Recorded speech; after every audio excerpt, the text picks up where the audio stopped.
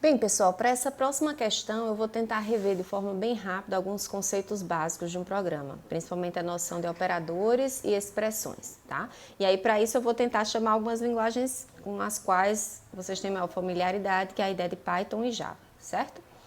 Então, a gente viu que existem operadores de atribuição, que é quando a gente atribui a gente tem uma variável, a gente atribui um valor para essa variável. Então, nesse caso aqui, a gente está atribuindo o valor desse literal 10 para a variável nota 1. Isso aqui considerando a linguagem Python.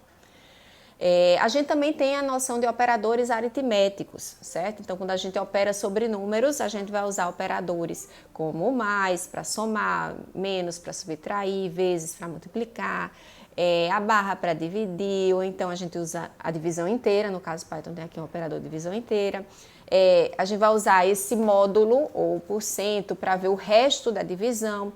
Existem também algumas linguagens que têm um operador de potenciação. Então, se eu quero saber quanto é 4 elevado a 2, né, que é 4, que vai dar 16, eu uso esse operador aqui, tá? Então, cada linguagem tem seus operadores aritméticos. Isso aqui é um exemplo dos de Python. Existem também os operadores relacionais ou de comparação. Então, se a gente olhar aqui, a gente pode comparar, né, elementos, né, para poder testar se algo é verdade ou não, utilizando esses operadores relacionais ou de comparação. Então, tem o menor, o maior igual, igual, igual, para ver se os dois lados são iguais, se é verdade que eles são iguais. O diferente aqui também, certo? Além disso, existem os operadores booleanos. Então, em Python, a gente tem aqui o AND, o NOT e o OR, certo?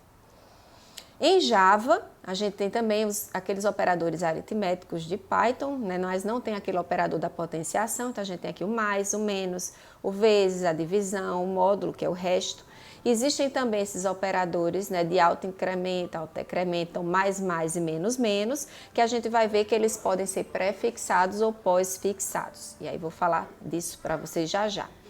Além disso, existem os operadores relacionais, como igual, diferente, maior igual, menor igual. Os operadores lógicos, então a gente tem o operador AND e o OR, a gente pode usar eles sozinhos, mas em geral a gente usa esses operadores AND e OR de curto circuito, que é o seguinte: quando eu quero saber se isso e isso é verdade, se for um AND, se isso AND isso for verdade, se o primeiro já for verdade, ele nem verifica o segundo, tá? Agora, se a gente quiser que realmente a segunda operação seja verificada, apesar da primeira já ser verdadeira, a gente pode usar esse e comercial sozinho.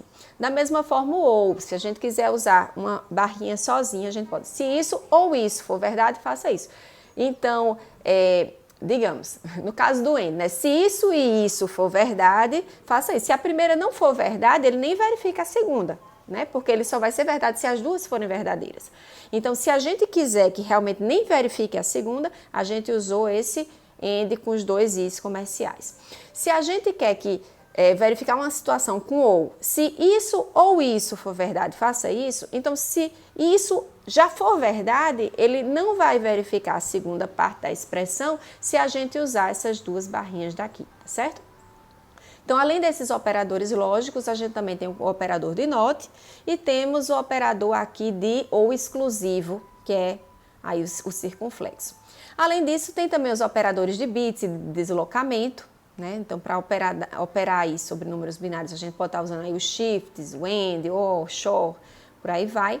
Existe também o operador ternário, que é o que substitui o if-else. Então, por exemplo, eu quero saber aqui, eu quero dizer o seguinte: média é igual. Aí eu vejo, o número de notas é 0. Se for 0, então média vai ser igual a 0. Então, você bota uma interrogação aqui.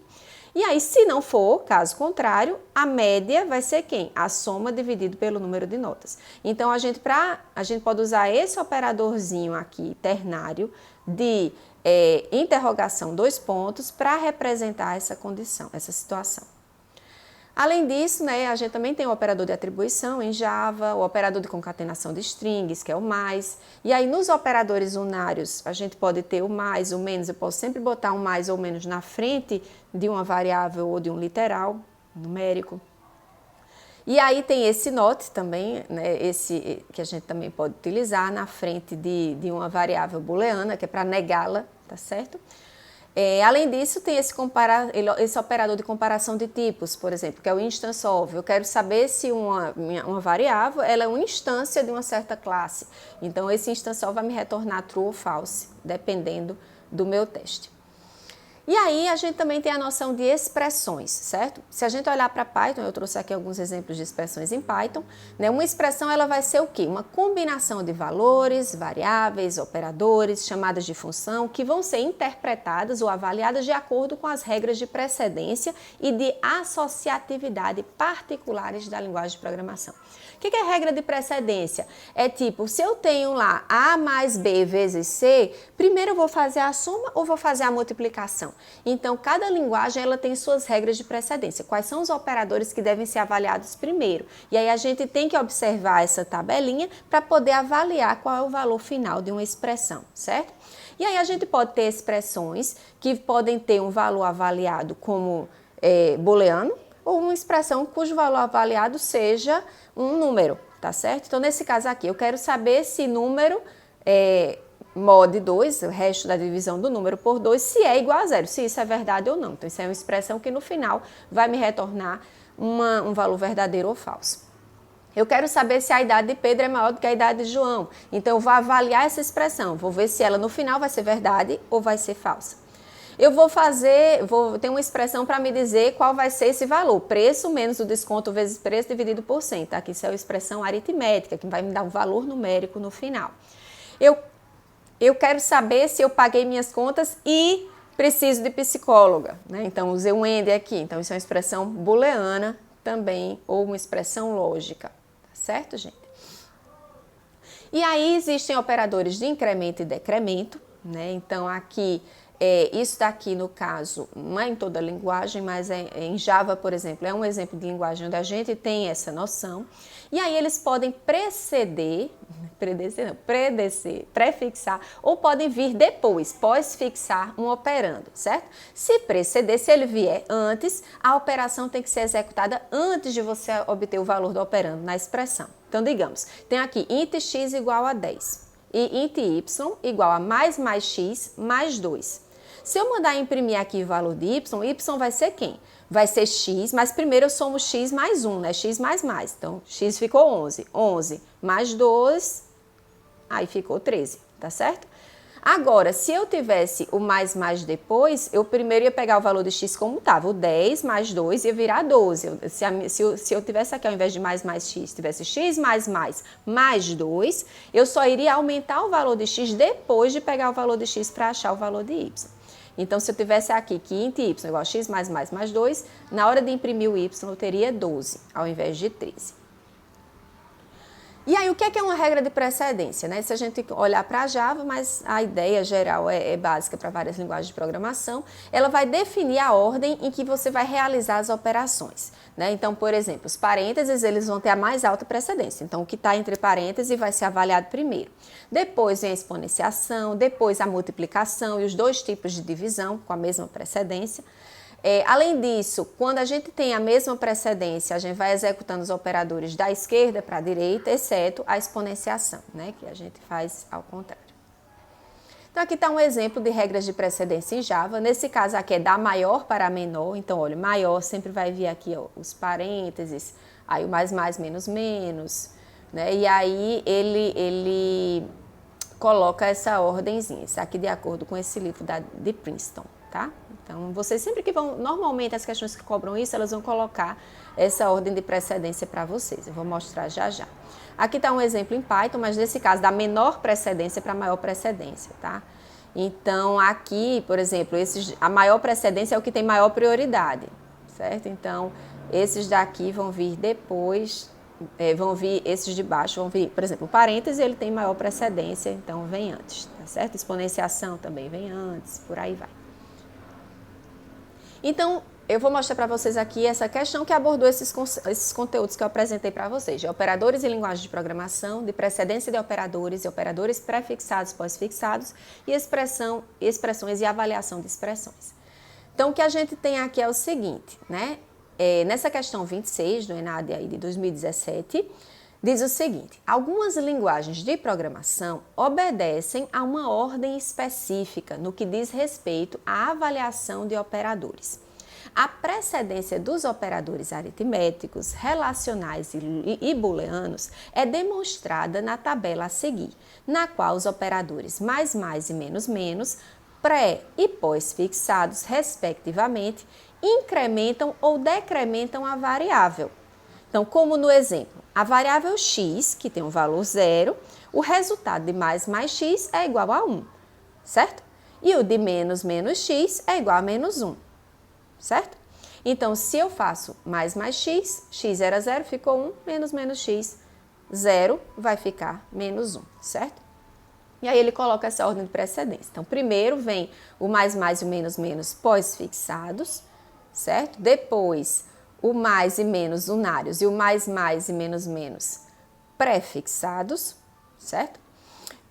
Depois, a terceira ordem, vem o vezes, vem a divisão, vem o resto, aqui o mais e menos binários, menor, maior igual, maior, igual, depois igual, diferente, depois o AND, depois o OR, certo? Então, aqui a maior precedência, aqui menor precedência, de acordo com o livro de Sebesta.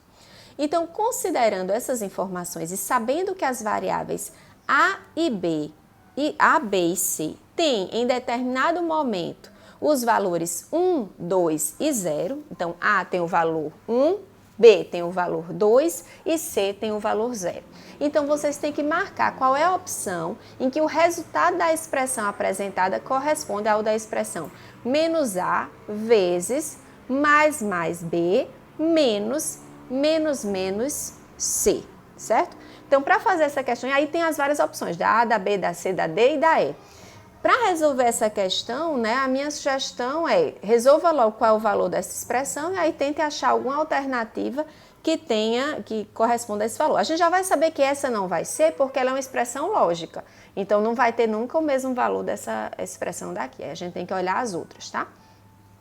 Então, eu fiz aqui essa análise. Então, o que é que a gente tem aqui? Então, se a gente considera o valor inicial de A, 1, de B, 2, de C, 0, o valor dessa expressão menos A vezes mais B menos C vai ser o seguinte.